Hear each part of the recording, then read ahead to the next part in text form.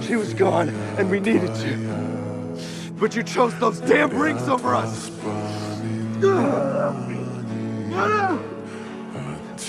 You trained your son to be a killer. Is this what you wanted?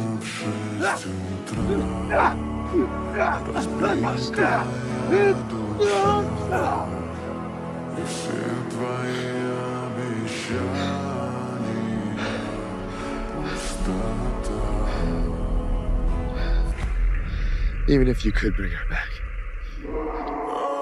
what makes you think she'd want anything to do with you?